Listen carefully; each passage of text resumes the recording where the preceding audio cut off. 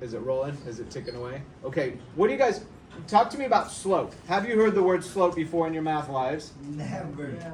Right? Yeah, never. You wish you hadn't heard about slope, right? Go back through your memory banks and talk about slope. What is it to you? What do you remember about slope? Good. Somebody's going like this with their arm, right? Everybody use your arm or your hand or gesture a slope. Good. Good, good, good. Give me some different slopes. Use your arm to do a different slope. Is this a slope? So this is interesting. I guess it's a slope, but it's a zero slope, if that makes any sense. This one's no slope, but it's still headed towards slope. Now you have to move it some angle up, even an infinitely small amount up. Now it becomes a slope.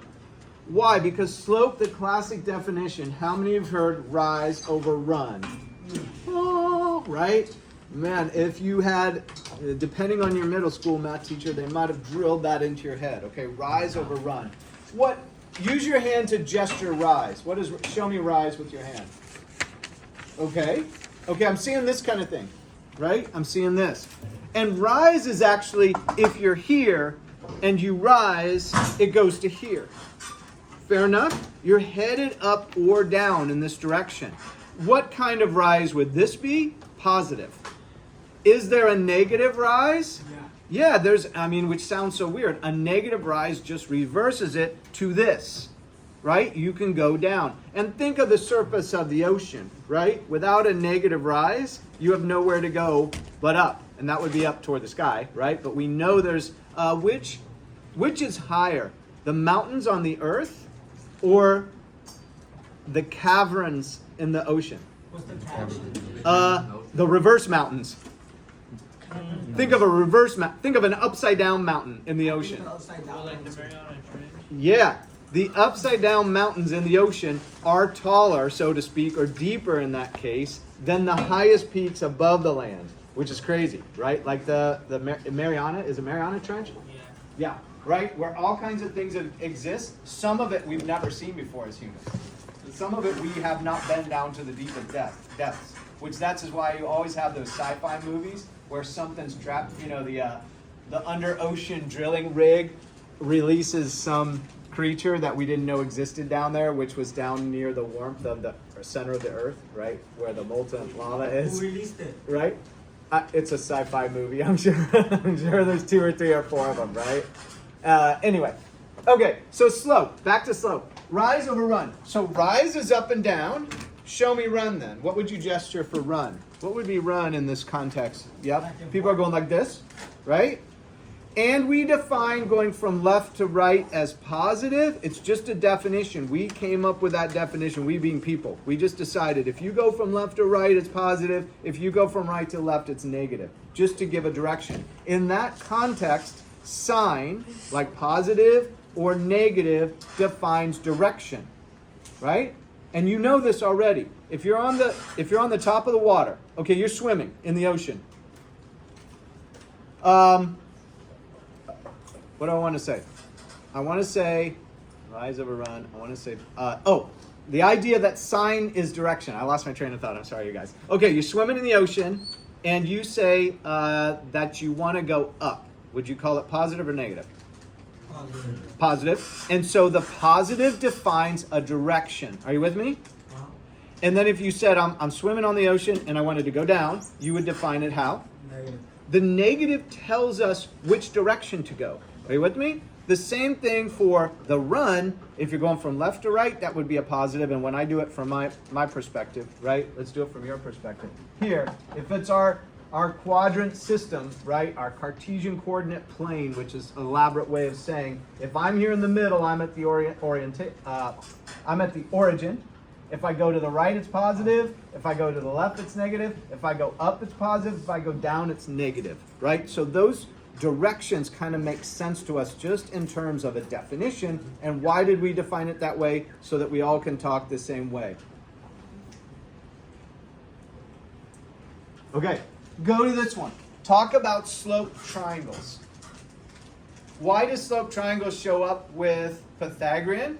Because it's a right triangle, and it's got a leg and a leg and a hypotenuse. Do you see it? So if this location is 0, 0, being the origin of the Cartesian coordinate plane, do you remember that you count the x first? You go 1, 2, and then you go up 1 on the y, and you label this point as 2, 1. Does this sound familiar to you?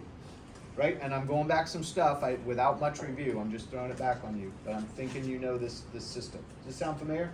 Okay, I got yeses, I got yes, yes, yes. Okay. So, but what does this form? When you plot out this point, and this point, do you see the right triangle in there? And if I move it here, do you see that this rise is 1, and this run is 1, 2? So if we're doing a slope triangle, the rise is 1, it gets put up here, and the run is 2, the slope triangle becomes a half.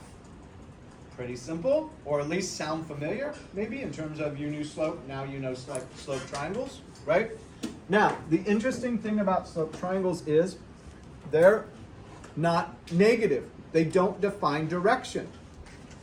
So here's a triangle with negatives in the coordinate system, right? This came over 1, 2, 3, and it went down 1, so it's 3, -1. This one went back 1, 2, so it's -2, up 1, 2, so -2, 2. But when we define slope, the slope may be going down in this direction, but the slope triangle is simply rise over run with no sign. What is the rise? 3 for this triangle. What's the run? 5. There's no negative involved in the slope triangle. So slope triangles are not negative. This would just be 3 over 5. It's actually simpler than your other slope treatment. But what are we doing? We're illustrating that the Cartesian coordinate plane system forms these right triangles, which now can be used to define in your later lesson. You're going to do distance between points, which will use the Pythagorean theorem to find the length of the hypotenuse, which will be a distance formula, which is exactly what your phone is using, by the way, when it starts to triangulate distances and maps and all that stuff on your Google Maps. Okay, take one last example. Here's a person. The person's eyes are about this height. So although the person's standing on the ground, the eyes are going across this way. This is 3,000 feet, 2,000 feet. What did I try to draw? What did I try to draw? Okay, can you tell it's an airplane? An airplane. Okay, thank you, thank you. I tried to draw an airplane here. This is the idea that the slope triangle helps us now later. We're going to define a distance from the person to the airplane. In this case, we have a horizontal distance, a vertical distance. So this gets put into the slope triangle of rise, being 2,000 feet. Run, being 3,000 feet. Get rid of the zeros on each, right? Simplify this, and we end up with a slope triangle of, sorry, my marker went right earlier, 2/3, right? So slope triangle, I hope, is kind of a fun and easy understanding, and that'll roll us into the distance formula using the Pythagorean theorem, and that's why it's showing up in geometry as well as algebra, all right? So there you go, slope triangles, and that's Pythagorean theorem number 4, and it's going to be on page 95 of your composition book. Okay, hit stop on it.